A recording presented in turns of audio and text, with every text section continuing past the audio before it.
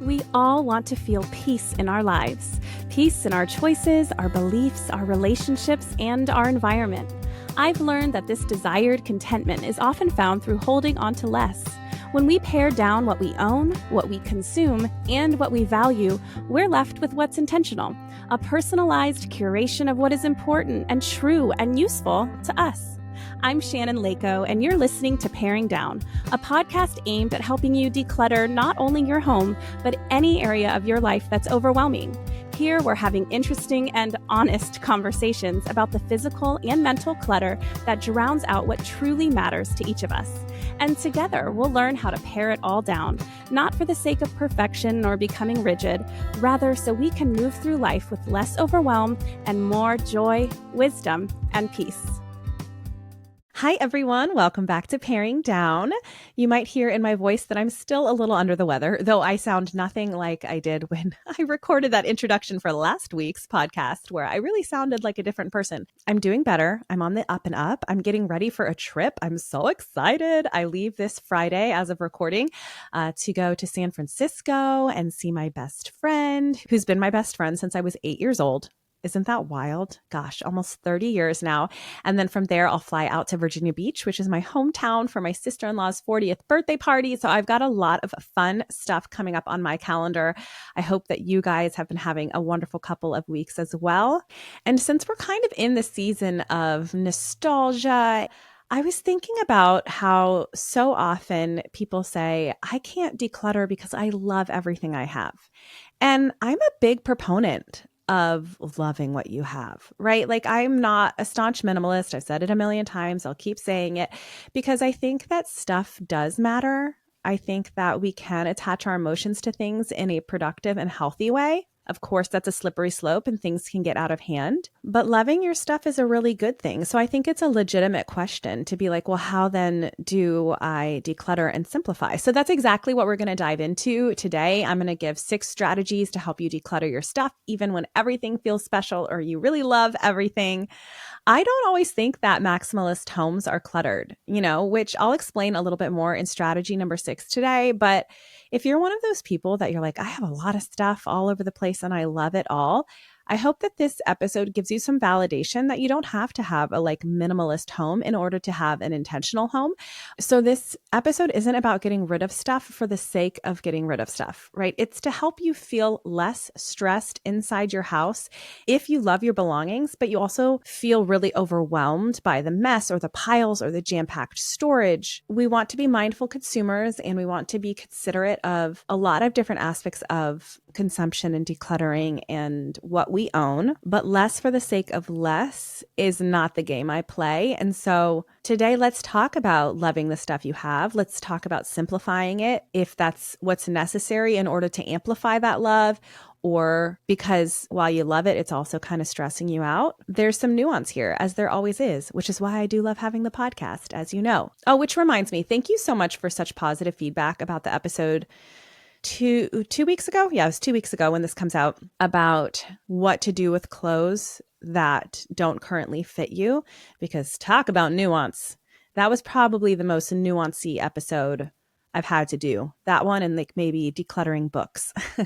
And I just appreciate your guys' feedback on that one because I tried really hard to make sure that I was really inclusive. So but the point is that I love this podcast because unlike, social media or sometimes even blogs, I feel like there's just so much to unpack on any given subject when it comes to decluttering. And even in these episodes, I'm not able to cover all of it because I'm just one person with one perspective and one set of history and understanding, right? And so there's probably plenty of nuance that I miss as I'm talking. But I do love doing the podcast because I think it's the best medium for weaving in all of the nuance that really does matter when we're talking about something as personal and potentially sentimental as belongings.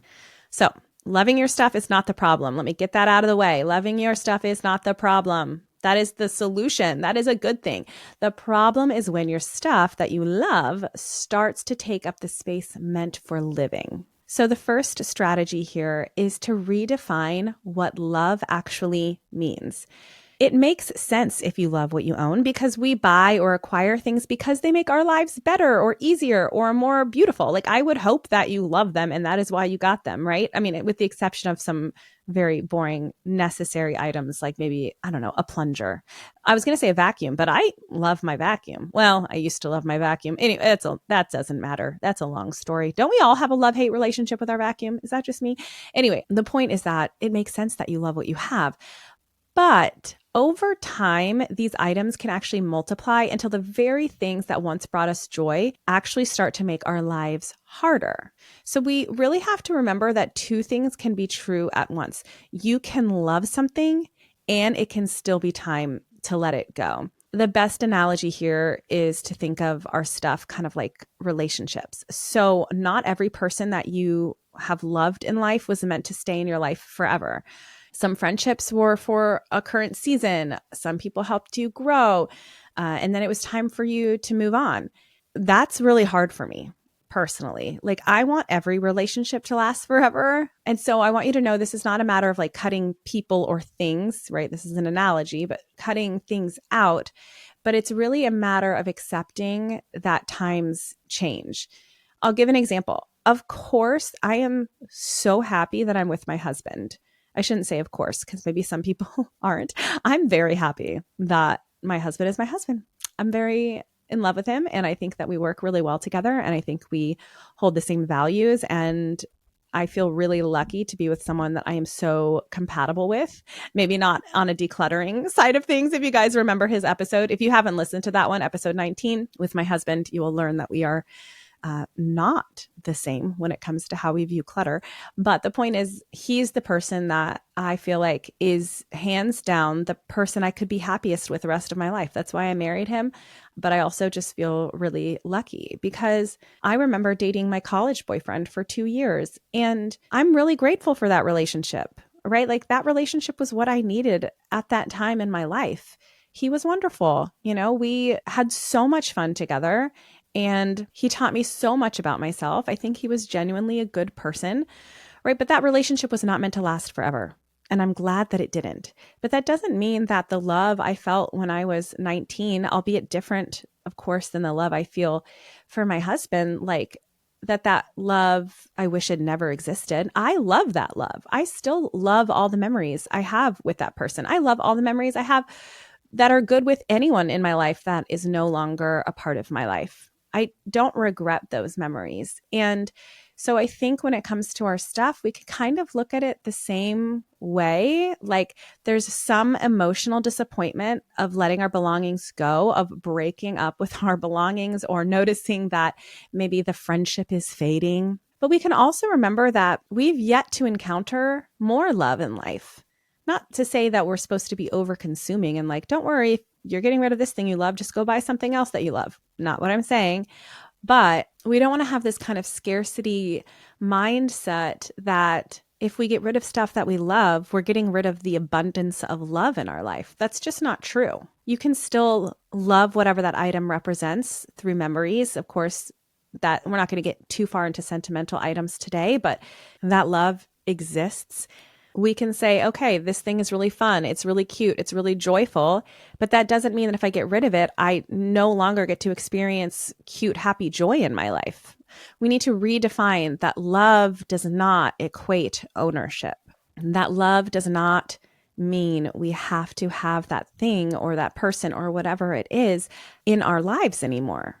You might have a dress that made you feel really confident 5 years ago. It served its purpose. You loved it then. And I'll get into how what used to serve us and what we used to love versus what we love today might be very different. But, you know, the hobby supplies that once inspired you, they played their role. Let the love still live with accepting that it's probably time to let some of these things go, especially if, like I said, they're stressing you out. And it's hard because we see the big picture, like all of it put together stresses us out. And then when we zoom in on the individual things, we're like, oh, but I love that.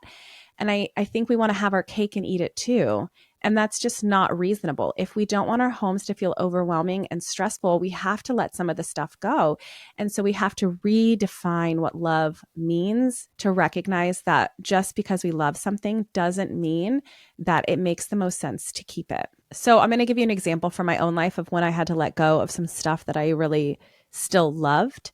When I lived in Florida before now living here in Alaska, I had a bunch of summer dresses that I actually really, really loved. Like, I thought they were super cute. They even still fit the vibe of who I am today. But I lived in Florida where theoretically I would wear summer dresses more than anywhere else in the world that I could possibly wear summer dresses, because it's always summer in Florida, basically. Like, that was where they had the highest likelihood of getting worn. And honestly, I still rarely wore them. I wore the same 2 or 3 to church on Sundays, but I simply just didn't need the volume of the summer dresses I had bought before adopting a more decluttered life. So ultimately, I made the choice to declutter some of them, even though I did love them. They were still functional for my life, even though they could or should have been useful in theory. I was able to appreciate how much I liked them and even feel gratitude for the fact that I owned them, but then accept that how much I like or love them isn't a reason to keep everything. Instead, I can focus that love on a closet that doesn't overwhelm me with decision fatigue and the satisfaction of just being super intentional about what stays. And I don't regret getting rid of those dresses that I love, because I still have other things that I love. Like I said, getting rid of some stuff that you love doesn't mean that love disappears. It's just you're concentrating it on a smaller amount so that your house is less overwhelming. And so it's okay to love something and to let it go. That's what I mean by redefining what it means to love something. Okay, strategy number 2 is to create love it or use it piles and then see what's left. This is a really practical strategy, because the idea here is that far too often we make this sweeping claim that we love everything we own, so decluttering is too hard.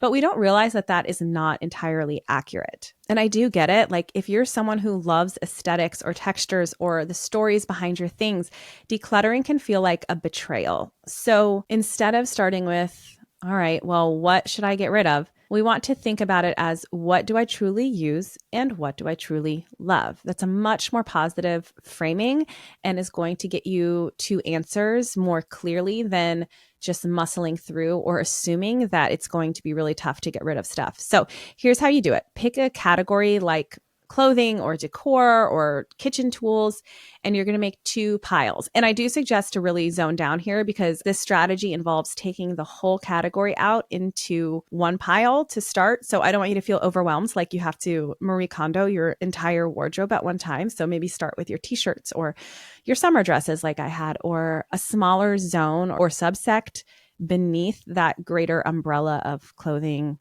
kitchen tools, decor, whatever. So you're going to have your starting pile. You have all that stuff in one place, and then you're going to have one pile be that you're sorting into, I use this often, and the other pile will be, I love this so much, even though I don't use it very much. Because that's fine. That's legit. Like I said, loving your items is great, even if they're not necessarily the most practical thing on the planet. So you're going to sort, let's say, your t-shirts into, I use this often, or I love it so much. And if it doesn't fit into one of those categories, just leave it in your original pile of, I took them all out and got everything into one place, right? Leave it there. When you're done, look at what's left that didn't make it into either pile, that didn't make it into the I use it often or I love it so much piles. Some of those items might still feel kind of precious. You didn't feel strongly enough about it to put it in, oh, I love it so much, but it still might feel a little bit hard to let it go. However, hopefully this exercise puts you into the mindset that either it can take up space in your prime real estate of things that you use regularly in your used pile, or I guess you can box it up and put it away, but then you won't be appreciating it at all.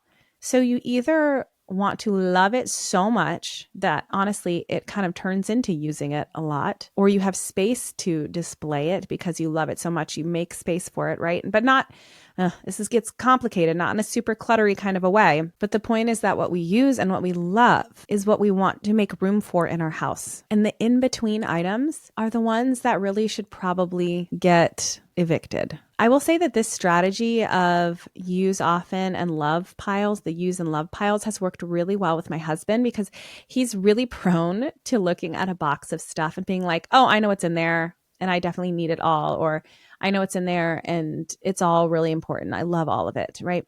But inevitably, when we take everything out and make these love it or use it piles, some items don't actually fit into either one. And he realizes that he's ready to let some things go. I remember this specifically being the case when we were looking at a bunch of camping gear. There was like a big bin and he was like, I need everything in here. And I was like, well, let's open it. Let's really go through it. And so we did this. It was like, do you use this or do you really love this? And ultimately, he realized that he didn't really love it all. He thought he really loved it all. But when you look at things individually, one by one, you begin to see that, oh, there is a little bit of wiggle room for letting things go. We kind of shoot ourselves in the foot when we just put a blanket statement that says, I love everything I own. Then you're not really willing to look at things individually and realize, maybe that's not entirely true. He didn't realize how many duplicates he had. And then there were clear winners when it came to the duplicates. It was like, okay, we clearly don't need 2 different sets of camping mugs and plates, but he knew exactly which one he loved more. So the decluttering process wasn't even that painful for him because we just had to look at it and say, do you use it or do you love it? And if it was neither one, then it had to go. And so once you have your use it and your love it piles, then the idea is that if it's really useful, if you use it a lot, it should be easily accessible. And if you love it, then it should have high visibility. So we want to let our favorite items breathe instead of hiding in a closet, getting stuffed away so they're not useful or we don't get to enjoy how much we love them. And if you don't have enough space to let those items breathe and be appreciated without your house feeling super overwhelming, then that's when we kind of need to go back to point number 1 about redefining what it means to love something. Because it might just mean practically you need to let some things go that you do love. That said, I think that if you do this pile process, you'll be surprised at how much stuff is inside your house that you actually don't truly love, even though you're tempted to say, I love everything I own. Okay, strategy number 3 is... Hey guys, it's time for your ad break. Each week I like to say a huge thank you for your graciousness that these are part of the podcast. Here we go. Okay, strategy number 3 is you ask yourself, would I choose this again today? I touched on this a little bit in point number 1, but like I said, this is a huge thing to consider in its own right. When we love our stuff, it's easy to assume that love is permanent, but our tastes, our lifestyles, and our priorities change as human beings, right? You might think you love something, but in reality, a past version of you loved it, not the person that you are today. So maybe you used to really love entertaining, having people over, but now you prefer quiet evenings because your kids suck out all the social energy you have throughout the day or whatever, right? We just change as people. So maybe at one point you really loved collecting candles, but now they kind of give you a headache and it's hard for you to let them go because you're like, oh, I love them so much. Well, no, current you doesn't really love them so much. A past version of you loved them so much. So we have to make that distinction. It doesn't necessarily mean that you have changed for the worse, that you've given up on anything. It just means that your season has shifted. Our interests change. I mean, that's just part of being human, and there's nothing wrong with that. So as you declutter, ask yourself, if I was standing in a store today, would I buy this again? If the answer is yes, great. It's probably still really meaningful and you really do love it as current you. But if the answer is no, it could be a sign that your love for this item might belong to a different version of you. An example that I can give from my own life is that I actually had a really hard time letting go of my pageant dresses. If you're new here, I was Miss New York in the Miss America organization many moons ago. I competed for Miss Virginia for a couple of years. So I was not like a child pageant person. Not that I'm judging anyone totally for that, but I did pageants as an adult, which was a scholarship program and a public speaking opportunity. And I really loved them. I had a really fun time. I made some really amazing friends and it was just great. It was a really happy experience for me. And these dresses, each one of them represented a certain year and a certain memory and friendship. So they were sentimental, but I also really loved them. I mean, they were gorgeous, right? It was so fun to get dressed up. And I felt love every time I looked at these gowns. I was like, I really love these gowns. And I really love remembering that really exciting time in my life. But of course, like, would I buy this again today? No. I have zero need for a pageant dress in my life. It does not fit my present day life whatsoever. So then I had to ask myself, like, first of all, does the love that I hold through these dresses still exist, even if I don't have the item? Like, of course, I still have the memories. I still have pictures. I still have the friendships. The things that matter still exist. Do I have something else that I can represent this memory with, right? These are more kind of sentimental item questions, but yes, I have the pictures, or I still have my Miss New York crown, right? Like I don't plan on ever getting rid of my crown and my sash. That represents my time of being Miss New York. I don't necessarily need the dresses. So sentimentality here can be tricky, but we can ask ourselves these questions. And I get that sentimental items, the purpose of them isn't for them to be useful today, right? Like the purpose is to evoke a memory, which is why I ask those further questions about how you can hold on to a memory. But we do want to make sure that we're saying, does the current version of me really need that in order to feel joy from that time in my life, right? Like it's not necessarily saying, would I buy this again today? But it's like, do I need this today to preserve the nostalgia? And then when it comes to non-sentimental items, that's when this question really starts to pick up. Would I buy this again? This cute kitchen towel. Okay, yeah, it's cute, but like I think it used to make me happier when I first got it, and now it kind of seems old and stale. I don't really think I need this anymore. And again, this isn't about saying, oh, go get something that makes you happier now, because that's when we get into the consumption cycle that's kind of useless. But instead, it reminds you that, oh, maybe buying stuff isn't the best outlet for my money, time, energy, and joy because it wanes. I'm not going to kick my past self for getting that, but it's a good lesson moving forward that the love we feel for belongings specifically, especially when there isn't sentimentality attached to them, really diminishes. We all know that feeling. We know that when an outfit doesn't feel as new, it's harder for it to be one that we really love. Hopefully we have a lot of lasting outfits that we really love.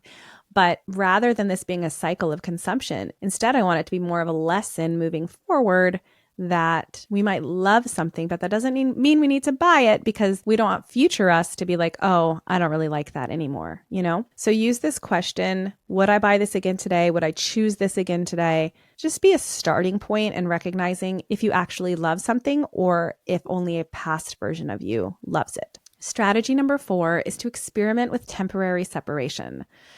Sometimes we feel really stuck between loving something and knowing that it's adding clutter, right? You really just can't decide if you should keep it or get rid of it. And when that happens, you don't have to decide right away. I think that's key. So try a temporary separation. I've talked about an archive box before, but the idea isn't that it's just a willy-nilly maybe pile. Instead, you're purposefully just seeing how you feel without something, but without having the pressure of making it a permanent choice. Here's what I mean. Pick a couple of things that you're unsure about. Maybe it's some souvenirs or some clothes, some hobby supplies, some things that you think you really, really love, but you know there's this little, I don't know, person on your shoulder saying, I don't know, that's probably just clutter, but you're like, no, I love it, right? Take those, box them up, label the box with today's date and what is inside. And then this part is huge. Close it up so that you cannot see what is inside and put it out of sight for 30 to 60 days.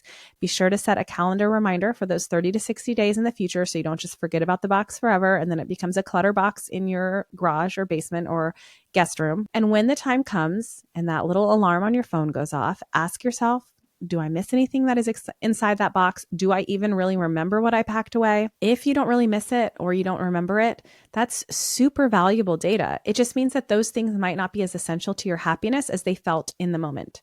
You're like, was I happy this past month? Did I feel joy?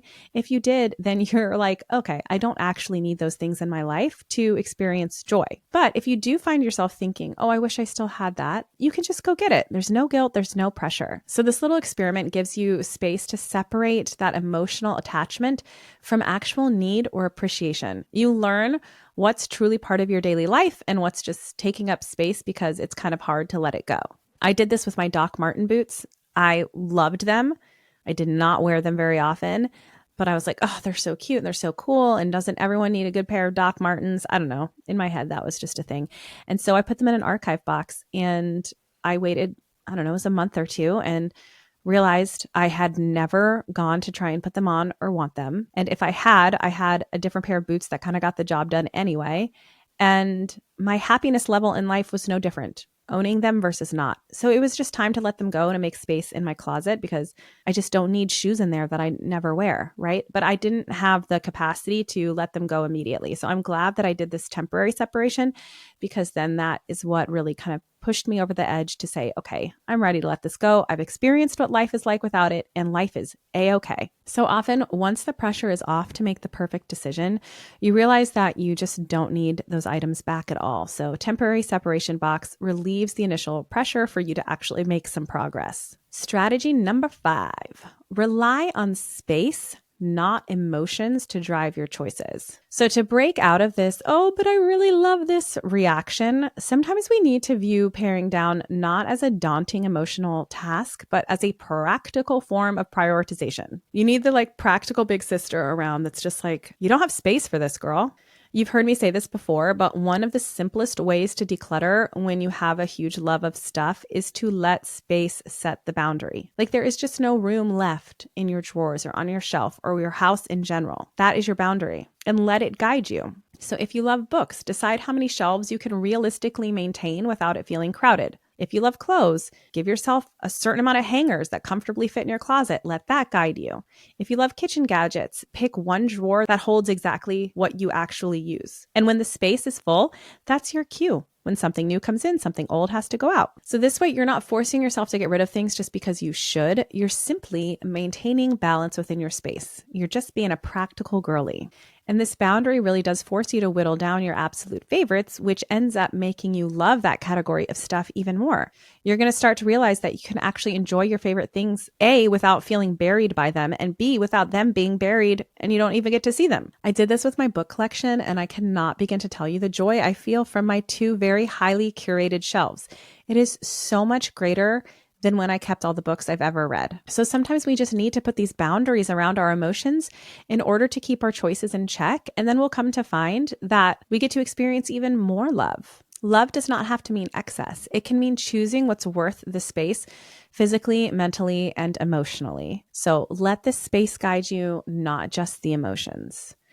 And strategy number 6 piggybacks off of that, which is to give your favorites a purpose. If you genuinely love your stuff, one of the best ways to honor that love is to use it. And using it might just mean enjoying it, right? It doesn't mean that everything has to have some really practical use. I mentioned that this is kind of the point of doing the love it and use it piles, but this is a key strategy in and of itself. Figure out what you're going to do with it. Say, okay, I love this. Where does it go? How do I incorporate this in my life? If you don't have somewhere to use or display the stuff you love, then what's the point? What is the point of keeping it? What is the point of that love? The love has nowhere to go and to be enjoyed and to be used. It's like you have to go dig for it in order to experience the love. That doesn't really make a lot of sense, you know? So instead of asking, should I keep this or not? I really love it. I'm not sure. Try saying, how does this item or how can this item add value right now? And like I said, joy is absolutely value. This is why I do not think that maximalist homes are always cluttered. When a bunch of things are curated, it is so cool. It's intentional. That's the point. It's intentional. It's not just all thrown and strewn around the place. One of my absolute favorite Instagram accounts is Emily Welch Style. I'll have it in my show notes. Her place is full on maximalist, but everything is so cohesive and cute and cuddly and cool. And I just love it so much. And I don't think of that as clutter. Some people might be like, oh, there's just too much going on visually. But visual clutter and practical clutter are 2 different things. And if you have a bunch of stuff that you really love and you want to display it, I think that's fantastic. But you have to do that intentionally. You can't just be like, I'm going to stuff as many of these little figurines on all my shelves as possible. That's not displaying them intentionally. Displaying something intentionally is being like, oh, I'm going to leave a little white space here because that really highlights that one. And I can really see that one well. And you're going to find that even in a space that there's a lot of stuff, if it's curated, it doesn't feel cluttered because it's intentional. So I'm not saying you can't keep a bunch of stuff that you love, but we want to be intentional about how we're displaying it, because that will still mean whittling down and being mindful that you don't have too much. And then, of course, if we're not just talking about like decor, if you love your grandmother's dishes, if they make you so happy on special occasions, why not just use them every single Sunday night or regular dinner nights? Use them. If you have beautiful notebooks that you really love, write in them. And if you say, well, I love these notebooks, but I don't really journal, Okay, well, how else can you give them a purpose? What other purpose can they hold in your life so that they're not just sitting around doing nothing and not letting you experience the love that you have for them? Could you write a little note to your kids every day to put in their lunch and you tear it out of that cute notebook? And you're like, tearing the pages out? Well, yeah, it's better than not using them at all. And every day you get to open a cute little notebook and write a note to your kids. I don't know, whatever it is, figure out, can I give this purpose so that I get to actively enjoy it? Don't save the good stuff, people. We want to actually use and enjoy what we own. And when we do that, it transforms clutter into meaning. You're no longer surrounded by just potential joy hidden away. You're surrounded by things that are actively adding joy to your everyday life. And I think the issue here is that we find that we don't have the time, energy, or space to actively implement a lot of this stuff, which is why decluttering matters. We have to just be practical with ourselves and be like, I am a human being and I just don't have time to implement, wear, appreciate, display everything that I love. And therefore, that love doesn't actually exist every day. We want to pare it down so that the stuff we have is active love, and realize that our lives are still going to be full of just as much love, even if we don't have all of this stuff. I don't have a bunch of stuff in my house, but I love what I have. And even if I loved things I used to have, again, that love just didn't disappear. It's in the stuff that I still have, right? Like, our lives aren't going to get worse. Our love isn't going to dissipate. If we have to add a little bit of practicality into our homes and just recognize there's a certain capacity we all have, time-wise and space-wise, to appreciate things. All right, so the 6 strategies are: number 1, redefine what love means. It doesn't mean ownership. 2, create love it or use it piles. 3, ask, would I choose this again today? 4, experiment with temporary separation. 5, rely on space to drive your choices, not emotion. And 6, give your favorites a purpose. I will say it again, loving your stuff isn't the problem. The problem is when your stuff starts to take up the space meant for living. You can honor your things, your memories, your past, and still make room for who you are today and who you're becoming. Thank you for bearing with me as my voice tried to give out on me a couple times as I was talking today. I hope I'm healthier the next time that you hear from me. But thanks again, as always, for being here. And I hope that this episode can help you balance that love you have with hopefully having a less stressful house to live in. All right, guys, I'll see you next time. You just listened to an episode of Paring Down with me, Shannon Leyko. If you enjoyed the show, it would mean the world if you can leave a review wherever you listen and share this episode with a friend. Those reviews really are what keeps a podcast on its feet for the long haul, and I will read every single one with a huge smile on my face. So thank you ahead of time. If you're watching on YouTube, don't forget to hit subscribe. Also, be sure to follow along on Instagram at paring_down, where I offer lots of tips and inspiration for paring down, along with what's new here on the podcast. Till next time.